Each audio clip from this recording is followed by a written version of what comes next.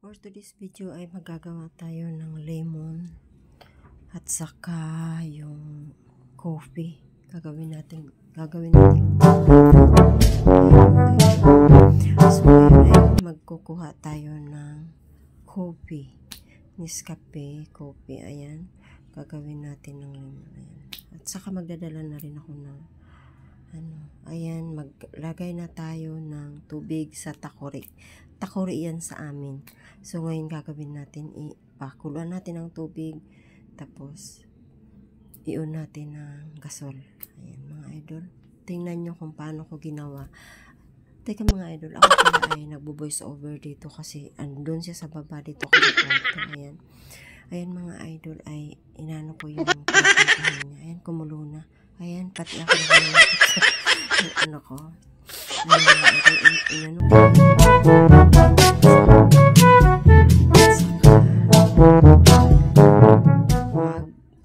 Ayan, ay gagawin natin ng, so mayroon akong juicer. So yun ang gagamitin ko. Hihiwain ko muna siya. Tapos para makita, ayan, mayroong juicer ako doon. Para makita nyo mga idol, ayan, kung paano ko ginawa. At saka maganda sa tiyan. Alam nyo mga idol, pag inom ko pa lang, wala pang isang oras, pumunta na ako ng CR. Kaya ayan, kaya gawin nyo ito. Pero ako kasi, ayan, kung paano ko ginawa. Ako kasi mga idol ay, meron akong cholesterol. So, maganda sa katawan yung meron kanyan. So, merong cholesterol. Ayan.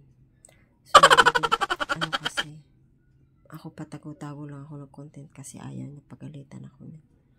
So, ngayon, magmamadali ako kasi may punta ako sa labas. May kailangan ako dong bilhin. Ayan, yung sobra itatago natin sa rep kasi gagamitin natin ulit yan. Ayan yung mga idol. So mga idol, ayan ang ating kabanata. Marami na akong nakuha. Marami na akong nakuha. Isasalin na natin yan sa sasalin na natin sa baso natin.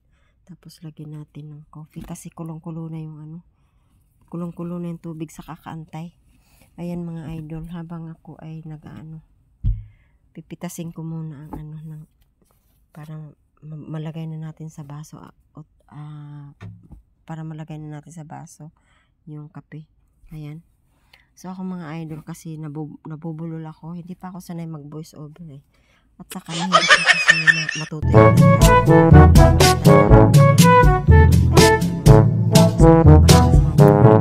yung importante, ginagawan ko kayo ng video para alam nyo kung anong gagawin nyo. Ayan mga idol. So ayan na ang ating kape. So lagay muna natin yan sa gilid at tayo ay maghuhugas mga idol. Ayan, hugasan muna natin yan mga idol, so, para mabilisan tayo ng trabaho. Para yan ay mabilis natin magawa. So mga idol, ay pagkatapos ko nyan at ako ay aalis na, ilalagyan na ng baso na sa ilalim kasi para tumulo, para sipsipin yung tubig, para paglagay natin sa lalagyanan hindi siya basa.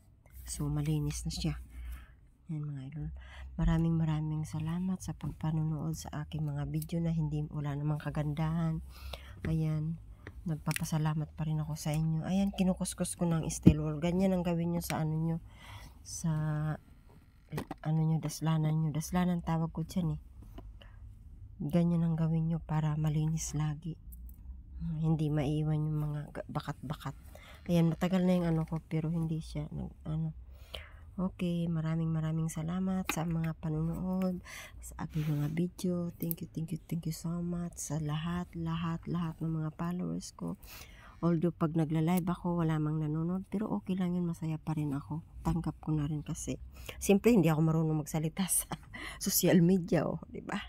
Kaya yan, tiis na lang muna. So mahirap maturuan ng matanda na, kaya pasensyahan nyo na lang. Okay, maraming salamat. Dito na lang, hanggang dito na lang. Ayan, nagbawasing ako ng basahan ko.